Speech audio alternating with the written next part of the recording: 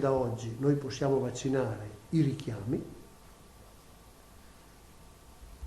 perché hanno in mano un certificato con detto vieni oggi a vaccinarti per fare il tuo richiamo, e con quello che ci rimane possiamo fare nuove categorie deboli.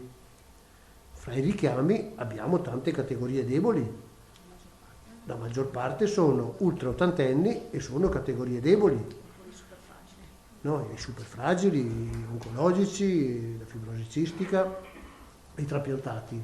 Non usa giri di parole il direttore generale della sanità regionale Luciano Flor. Lo stop ad AstraZeneca significa un brusco ridimensionamento della campagna vaccinale anti-Covid in Veneto. Con quelle 125.000 dosi ferme, in magazzino al momento rimangono disponibili 23.000 dosi di Pfizer e 18.000 di Moderna. Non serve nessun piano, non serve rimodulare il piano, rifare il piano. Di fatto andiamo avanti con i richiami di chi abbiamo vaccinato scorrendo da 20 giorni fa. Il quadro messo così sarebbe abbastanza imbarazzante chiamarla campagna vaccinale. A ore arriveranno nuove dosi Pfizer, mentre per Moderna bisognerà attendere la prossima settimana.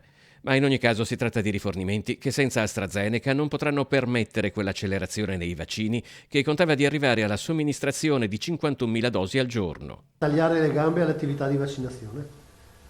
Tagliare le gambe vuol dire decapitare la capacità di vaccinare, cioè i numeri che riesci a fare. AstraZeneca era metà delle nostre vaccinazioni. Una situazione che si verifica in un momento in cui, con la variante inglese, la pandemia ha ripreso a correre. Crescono contagi e ricoveri. In particolare la curva delle rianimazioni sta crescendo da 5-6 giorni. Soprattutto a Padova e Verona, dove 2 ricoverati su 10 finiscono in rianimazione. Nel resto del Veneto la media rimane al momento di 1 a 10.